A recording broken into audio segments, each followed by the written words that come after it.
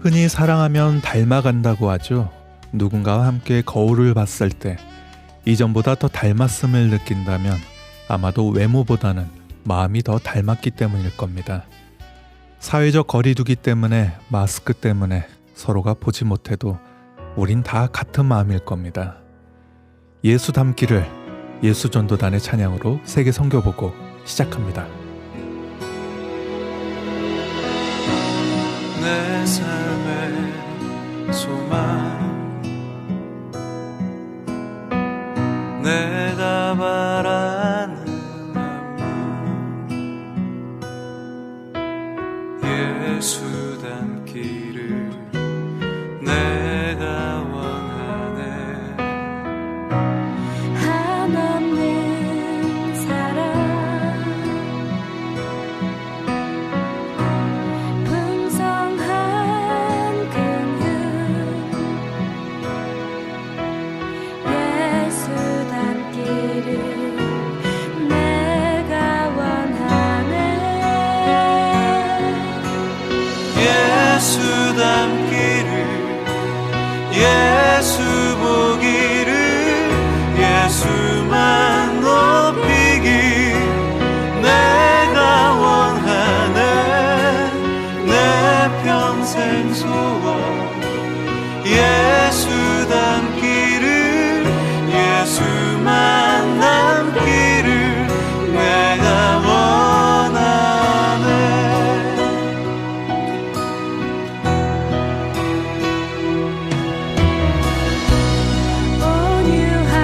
온유하시고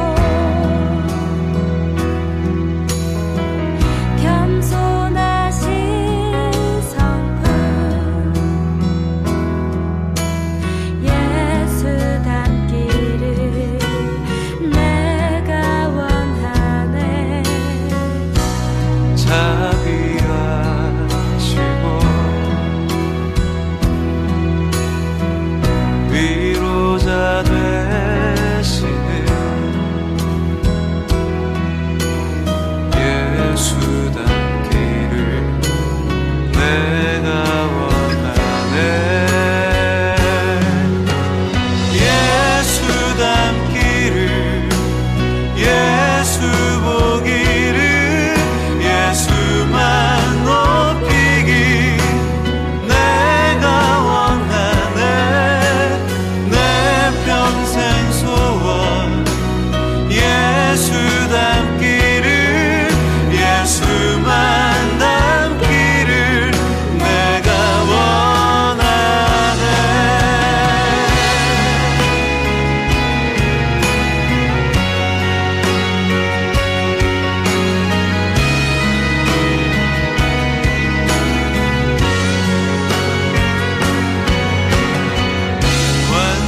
완전하신 예수, 새롭게 하시네. 연약한 내 영혼 온전하게 되리. 예수 닮기를, 예수 보기를, 예수만 높이기 내가 원하네. 내 평생 소원, 예수 닮기를, 예수만 닮기를. 예수전도단의 찬양 예수 닮기를 였습니다. 매일 시간 세계 선교보고에서는 전 세계 한인 선교사님들께서 보내주신 선교지 소식과 정보 그리고 기도 제목들과 함께하고 있습니다. 특별히 코로나19 때문에 어려운 상황 가운데서도 현지에 남아서 또는 부득이하게 한국에 귀국하셨다가 기약 없이 마냥 선교지로 되돌아가기만을 고대하고 있는 많은 선교사님들께 더욱 귀 기울이는 시간이 되었으면 좋겠습니다. 먼저 서태평양의 마이크로네시아 괌에서 사역하시는 변성유 선교사님께서 보내주신 내용입니다. 그동안 단기 선교팀이 현지 괌을 방문했을 때 선교지로서가 아니라 관광지로서 돌아보는 경우가 많았다고 하는데요. 선교지를 방문한다면 어떻게 해야 할지 모르는 분들을 위해서 괌에서 사역하시는 변성유 선교사님이 전합니다. 핫바다 안녕하십니까?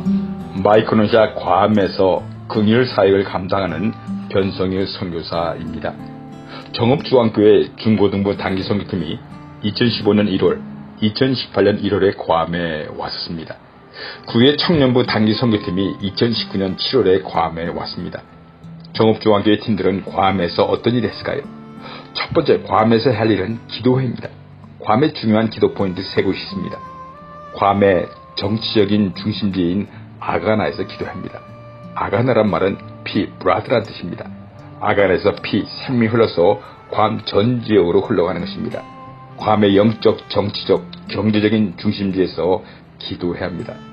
에들럽이라는 지역에 행정부 청사가 있습니다. 이곳 에들럽에 괌의 귀신인 타타 문화가 산다고 알려져 있습니다. 행정부 청사에서 악한 일이 아닌 선한 일들이 결정될 수 있도록 기도해야 합니다. 니미칠 전쟁 기념 공원에서 기도해야 합니다. 1944년 7월 21일에 미군과 일본군의 싸움에서 17,500명의 일본군이 죽었습니다. 매년 일본 무당들이 이곳에 와서 죽은 자들을 위한 구슬을 하고 있습니다. 이 땅에서 죽음이 아니라 생명을 살리는 기도를 해야 합니다. 두 번째, 괌에서 해야 할 일은 신앙적으로 중요하면서 의미가 있는 곳을 방문하는 것입니다. PMA, 비행기 선교를 방문하여 괌과 마이크로네시아의 선교 역사를 보고 듣고 느끼게 합니다. PIU, 원주민 신학교를 방문하여 마이크로네시아 신학생들을 만나고 그들과 함께 찬양하고 교제하는 시간을 갖는 것입니다. 노숙자 센터를 방문하여 괌에서 노숙자 문제와 해결책들을 듣고 보는 시간을 가져야 합니다. 토요일과 주일 아침에 열리는 프리마켓에 가면 괌에 사는 사람들과 일본 관광객들을 만날 수 있습니다. 이곳에서 일본 관광객들에게 전도지를 나눌 수가 있습니다. 세 번째, 괌에서 해야 할 일은 한국에서 준비해온 여러 가지 프로그램을 진행하는 것입니다. 세인도미닉 양로원, 치매센터, 노인회관에서 병약한 상태의 할아버지, 할머니들, 나이 드신 어른들을 만나게 됩니다. 그분들께 찬양과 연극, 한국의 고전무용, 한 분 한 분을 만나서 선물을 나누며 위로하고 사랑을 전할 수 있습니다. 만나 펠로십에서 저녁마다 대대도의 노숙자들, 배고픈 사람들에게 저녁 식사를 제공하였습니다. 이 시간에 노숙자들, 배고픈 사람들에게 찬양과 성경 말씀, 드라마를 통하여 복음을 전할 수 있었습니다. 네 번째, 괌에서 해야 할 일은 마이크로네시아 섬 사람들이 어떻게 살고 있는가를 돌아보는 것입니다. 바다 끝에 사는 마이크로네시아 섬 사람들이 괌에 이주하여 노숙자가 되거나 빈민층이 되어서 숲속에서 살고 있습니다.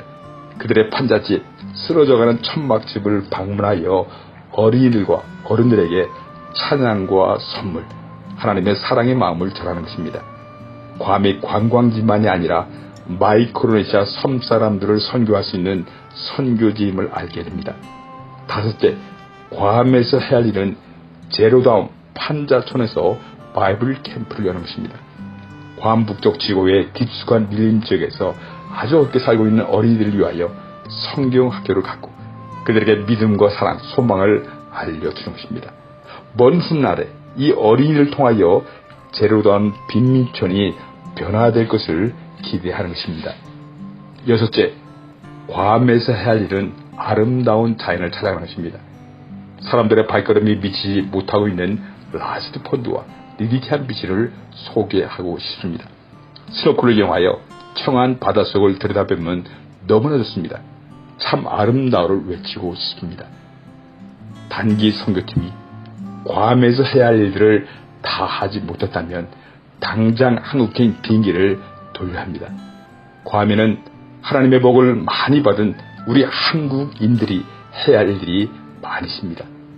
하나님께서 맡겨주신 그 일을 완수하기 위하여 괌의 한인교회와 단기 선교팀이 힘을 합해야 되는 것입니다. 사랑이 많으신 하나님 아버지, 한국교회 단기 선교팀을 보내주심을 감사합니다. 괌에서 하나님의 아름다운 손실을 맛볼 뿐만 아니라 마이코노의 선천함들에게 하나님의 사랑과 은혜를 나눌 수 있도록 도와주시옵소서. 아멘, 아멘.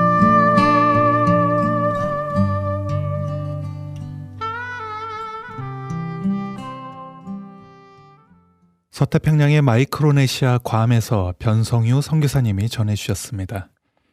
이번 계기로 관광지가 아닌 선교지로서의 괌을 알게 되셨다면 여기 유럽에 있는 또 한 나라, 바로 프랑스 또한 선교지로 소개하고자 합니다. 현지 프랑스에서 보내주신 김영기 이정현 선교사님의 선교편지입니다. 샬롬, 프랑스 김영기 이정현 선교사님의 기도편지입니다.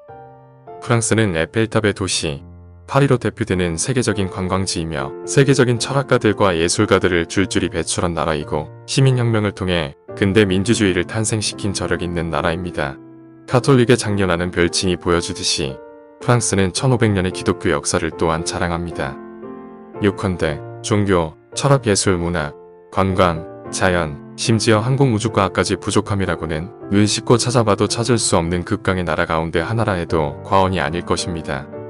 그러나 하나님 나라를 사는 우리에게는 사뭇 놀랄만한 기록을 가진 나라입니다.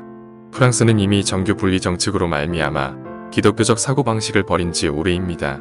2018년 기준 32%의 로마 가톨릭 신자가 있었지만 매주 미사를 참여하는 인구는 10%밖에 되지 않습니다. 18에서 30세 미만의 신자는 겨우 3%에 불과합니다. 오히려 무슬림 인구가 꾸준히 증가세를 보이고 있고 2016년 기준 572만 명으로 프랑스 인구의 8.8%가 무슬림입니다. 북아프리카에서 올라온 무슬림들은 대부분 도시를 중심으로 생활하기 때문에 파리, 리옹, 마르세유, 툴루즈 등의 대도시에서는 본토 프랑스인보다 무슬림 젊은이들이 더 눈에 띄는 것이 사실입니다. 과거 에베소나 빌립보와 같은 소아시아의 교회가 지금은 모두 자취를 감추고 무슬림의 나라가 된 것처럼 프랑스의 아름다운 성당도 몇 안 되는 개신교들도 역사의 뒤안길로 사라질 것이 불보듯 뻔합니다. 그렇다고 우리가 강 건너 불구경하듯이 비극을 관망해서는 안 됩니다. 교회의 추락은 하나님이 기뻐하시는 일이 아닐 뿐 아니라 이 모습이 기실 한국 교회의 모습이기도 하기 때문입니다. 선교는 꺼져가는 복음의 불씨를 살리는 유일한 방도입니다. 선교할 때 성도는 다양한 방식으로 선교에 동원됩니다. 기도의 자리를 지키게 되고 여러 종류의 후원을 통해 자신을 하나님께 더욱 적극적으로 드릴 수 있게 됩니다. 예배에 더욱 적극적이며 실천적이게 되고 생활 가운데 그리스도의 빛으로 더욱 빛나게 됩니다. 결국 선교는 교회 안팎으로 신령한 생활을 지속시키는 영적 기폭제여 하나님 나라의 확장 방식이라 할 수 있습니다. 저는 2011년에 프랑스의 초임 선교사로 파송을 받아 그 현실을 똑똑히 마주하였습니다. 과연 프랑스는 찬란한 역사의 뿌리로 말미암아 푸르르지만 하나님의 시선 속에는 여전히 죽음의 땅, 광야입니다. 오죽하면 선교사의 무덤이라는 오명을 갖게 되었을까요? 무신론을 신앙하는 사람들, 하늘을 찌를 듯하는 우월감, 치솟는 생활비와 각종 과세, 6천만 명의 인구에 겨우 2,500개에 불과한 개신교회와 그조차 목회자 없는 교회가 태반입니다. 제가 프랑스에 막 도착했을 때에는 단지 1,600명의 목회자뿐이었습니다. 당시에 은퇴를 앞둔 목사님들이 많아서 걱정이 많다는 어느 프랑스 교회 장로님의 근심 어린 눈빛을 똑똑히 기억합니다. 오죽했으면 어느 성도는 제게 자신의 교회에 목사님이 없으니 목회자로 와주면 안 되겠냐고 진지하게 묻기도 했습니다. 약 13만 명의 목회자 수를 자랑하는 한국 교회에 비할 바는 아니지만 그 가운데 0.01%의 목사님만이라도 소명을 받아 프랑스어권 선교사로 섬겨주시면 참 좋겠다라는 기분 좋은 상상을 해봅니다. 아시아의 변방에서 온 키 작은 전도자가 광야와 같은 땅 프랑스에서 복음을 전하는 것은 결코 녹록지 않았습니다. 특히 자연스럽지 못한 프랑스어는 관계에 있어서 치명적인 결점입니다. 자국어의 자부심이 하늘을 찌르는 프랑스에서는 더욱 그렇습니다. 언어가 약하면 그 순간 갑을 관계가 형성됩니다. 자유평등 박애의 나라 프랑스에서 갑을 관계를 경험하는 것은 자존감의 깊은 스크래치와 심하면 트라우마 증세까지 겪게 됩니다. 위축된 생활로 우울함을 경험하는 재벌 한인들이 상당히 많습니다. 거기에 고질적인 유럽의 치안 문제는 불의 기름을 끼얹는 격입니다. 제 아내 선교사는 임신 8개월 즈음에 갑작스런 무슬림 청소년들의 위협을 받은 일도 있습니다. 벌건 대낮에 말이지요. 그럼에도 불구하고 프랑스는 참 복음의 굶주려 있는 땅이라는 사실이 속속들이 밝혀집니다. 그 사회의 면면을 촘촘히 들여다보면 볼수록 복음이 필요한 사람들이 참 많습니다. 깨어진 가정들, 외로운 사람들, 방황하는 자녀들, 테러의 유혹에 노출된 청년들, 견고한 시스템 속에 무미건조하게 살아가는 가난한 도시인들을 바라볼 때에는 과연 이곳이 저 유명한 선진국 프랑스가 맞나 하는 의문이 들기도 합니다. 그러나 그들은 복음에 반응합니다. 개인주의적이고 냉랭한 관계에 익숙한 저들에게 따뜻한 복음의 손길은 저들의 얼어붙은 마음을 녹이기 시작합니다. 이 주제로서 마땅히 마음 둘 곳 없는 검은 피부의 사람들은 조심스레 마음을 터놓습니다. 불신과 차별의 눈초리를 꾸역꾸역 견디며 살아가는 유학생 외국인 또한 그냥 지나칠 수는 없는 노릇입니다. 그러고 보면 프랑스는 참 복음을 들을 귀가 있는 사람들이 퍽 많은 나라입니다. 더 배우고 싶어하고 더 예배하고 싶어합니다. 단지 추수할 일꾼이 없을 뿐입니다. 그렇다면 그곳에 필요한 것은 무엇일까요? 최우선적 필요는 무엇보다도 교회입니다. 진리의 기둥과 터여 그리스도의 몸된 교회, 그리스도를 충만히 경험할 수 있는 생명의 셈이여 그리스도의 수족이 되어 섬길 교회가 광야와 같은 프랑스의 뿌리 깊이 심겨져야 합니다. 세속화된 공교육 가운데 믿음을 잃어가는 자녀들과 캠퍼스를 위해 섬겨줄 주의 일꾼이 필요합니다.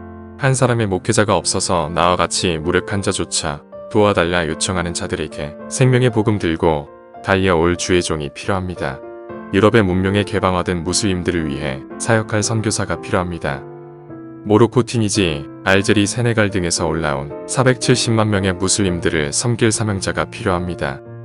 현지 교회와 연합하여 사역할 수 있는 겸손하고 지혜로운 사역자가 필요합니다. 이것을 위해서는 우리 가운데 더 이상 관광지 프랑스가 아니라 선교지 프랑스로 인식의 대전환이 일어나야 할 것입니다. 그리하여 프랑스뿐만 아니라 프랑스어권 아프리카까지도 품고 기도하며 동역할 주의 군사들이 분연히 일어나길 기대합니다.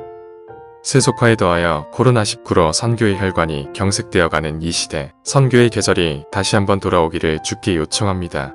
원하는 자는 누구나 마음껏 선교할 수 없는 선교 불능 시대가 도래하기 전에 마지막 선교의 몸부림에 자신을 던질 그가 바로 여러분이 되시기를 바랍니다. 프랑스에서 보내주신 김영기 이정현 선교사의 선교편지였습니다. 추석 명절이 얼마 남지 않았는데 코로나19 확산을 우려해서 올 추석은 고향을 방문하는 이들이 많이 줄어들 것으로 예상됩니다. 여기 캄보디아에서도 추석 명절이 얼마 전에 있어서 유독 한국 고향이 그리워 선교편지를 보내주셨는데요. 현지 캄보디아에서 이소망 선교사님이 전합니다. 어느 나라든지 1년에 몇 번 정도 명절이 있습니다. 새해설이나 추석 같은 명절이 다가오면은 민족의 대이동이 되면서 부모님을 만나고 친구와 친척들을 만난다고 하는 설레임으로 아무리 힘들고 어렵고 고달파도 고향으로 내려가는 마음은 즐겁기만 합니다.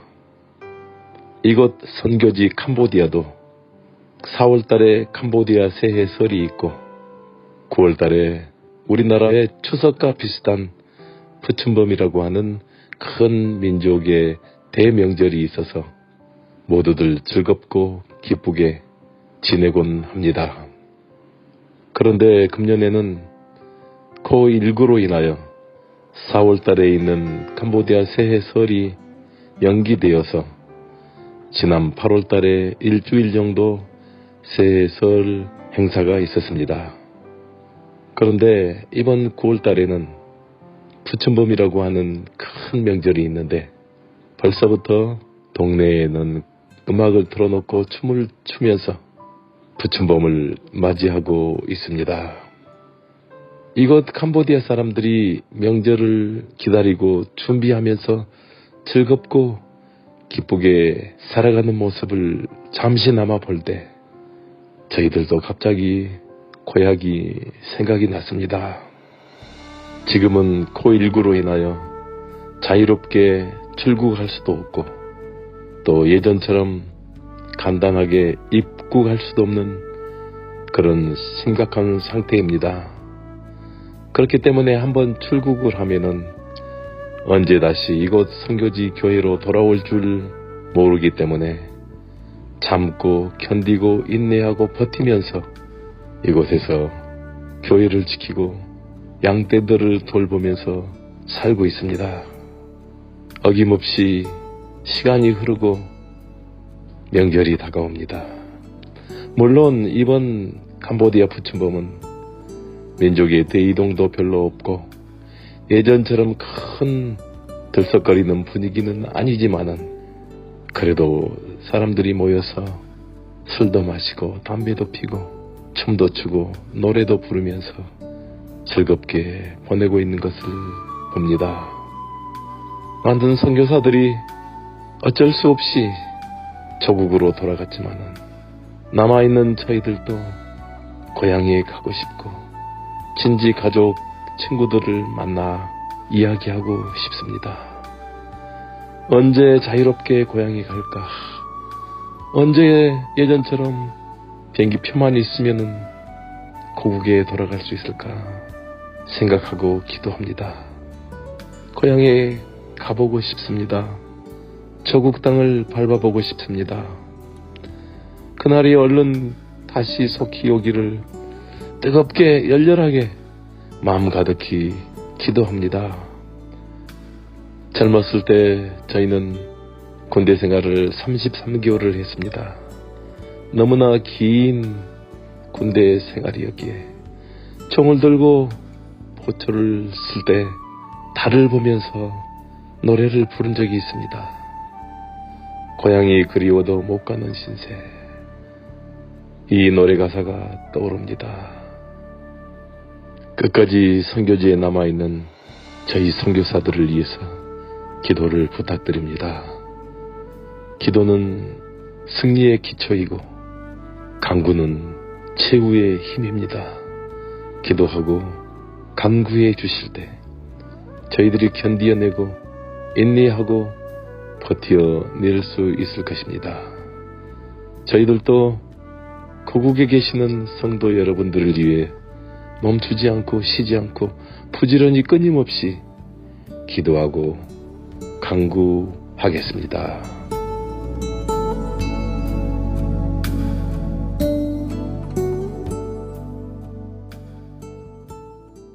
캄보디아 이소망 선교사님의 선교편지였습니다. 얼마 전 일본 아베 총리가 건강상의 이유로 퇴임하고 후임으로 스가 총리로 교체되었는데요. 불편했던 한일 관계에 있어서 과거사에 대한 양국 간의 인식차가 컸던 만큼 조심스레 긍정적인 변화가 이루어졌으면 하는 소망을 가져봅니다. 그래서 더욱 신앙인으로서 어떻게 이를 바라봐야 할지 중요한 문제일 텐데요. 여기에 한국과 일본의 과거사에 대한 우리의 신앙적 관점이란 제목으로 일본 교토에서 임장백 선교사님이 전합니다.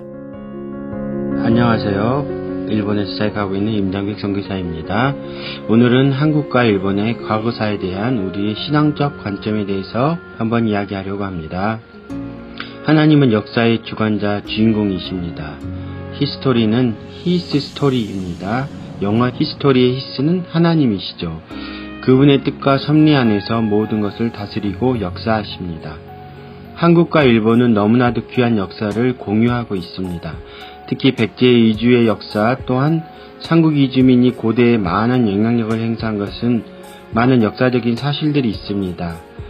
그렇지만 또한 우리는 조선시대의 임진 정유재란의 과거의 아픔의 역사를 가지고 있습니다.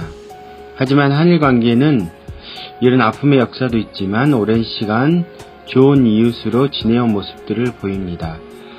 그렇지만 우리가 가장 아프게 슬프게 생각하는 것은 일제강점기에 36년간의 아픔의 역사가 너무나 우리에게 많은 영향력을 행사하고 있는 지금의 모습입니다. 2011년에 동일본 대지진이 있었습니다. 그리고 약간 극우적 성향을 가진 리더가 일본의 리더십으로 이어가게 됩니다. 그러면서 일본은 철저한 회개와 반성을 하기보다는 역사적 수성주의라는 모토를 세우게 됩니다. 기존의 역사들을 수정하는 것이죠. 그래서 일본식 관점의 왜곡을 하게 됩니다. 많은 학자들과 극우학자들과 지식인들을 통하여 정치인들을 통하여 역사 수정주의를 발달시킵니다. 역사의 주인공은 하나님이시고 역사의 관점은 객관적인 입장에서 사실과 진실을 가지고 역사를 판단해야 되겠지만 일본의 역사 수정주의는 일본의 관점에서 일본인을 위한, 일본 국가를 위한 자신들의 잘못과 실수를 왜곡하고 죄를 인정하지 않는 역사 수정주의를 만들게 됩니다. 그리고 일본 학교들은 진실을 교육하지 않고 그러므로 많은 아픔들이 일어나는 것을 봅니다. 한국의 또 일본의 이러한 역사적 갈등들이 일본의 철저한 회개를 바탕으로 한 한국의 철저한 용서가 필요함을 봅니다. 한국 안에서도 일본의 극우 세력의 역사 왜곡에 동조하는 몇몇 사람들과 몇몇 분들이 계시지만 역사를 왜곡하면 문제만 더 커지게 됩니다. 거짓은 거짓을 낳게 됩니다. 우리 신앙인들은 진실에 기초한 회개와 용서입니다. 또한 우리 신앙인들은 우리 일제시대 때 우리 기독교인들이 신사참배한 죄를 철저하게 회개하여 역사를 주님 앞에 돌아보고 가해자는 피해자들에 대한 위로와 사과, 피해자는 은혜와 용서로서 새로운 역사를 써가는 것이 중요하다고 봅니다. 우리 다음 세대는 조금 더 아름다운 삶을 살아가고 우리보다 더 회개와 용서의 삶을 살며 한국과 일본 교회와 그리스도인들이 이 마지막 때에 그리스도 안에서 하나가 되어서 땅끝까지 복음을 증거하는 꿈을 꾸어봅니다. 성경 말씀에 불의를 기뻐하지 아니하며 진리와 함께 기뻐하고 고린도전서 13장 6절 너희가 사람의 잘못을 용서하면 너희 하늘 아버지께서도 너희 잘못을 용서하시려니와 마태복음 6장 14절 사랑하는 자들아 하나님이 이같이 우리를 사랑하셨은즉 우리도 서로 사랑하는 것이 마땅하도다. 어느 때나 하나님을 본 사람이 없으되 만일 우리가 서로 사랑하면 하나님이 우리 안에 거하시고 그의 사랑이 우리 안에 온전히 이루어지느니라. 요한일서 4장 11절에서 12절 말씀. 한일 관계 속에서 하나님의 사랑이 넘쳐나기를 기대하고 또 일본이 지금 국가의 리더가 바뀌는 시기가 되었습니다. 하나님을 경외하고 하나님을 두려워하는 사람이 일본을 이끌어가기 위해서 기도합니다. 감사합니다.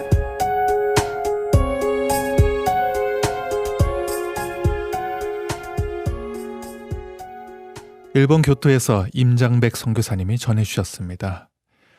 그 밖에 다양한 선교지 소식은 세계선교보고 홈페이지인 mission.cts.tv 또는 네이버나 다음 유튜브 등에서 세계선교보고라고 검색하셔서 관련 내용을 확인하실 수 있습니다. 성도님들의 많은 관심과 기도 부탁드립니다. 어느덧 마칠 시간이 다 됐습니다. 세계선교보고 저희는 다음 시간에 다시 뵙겠습니다. 지금까지 김재환 진행이었습니다. 감사합니다.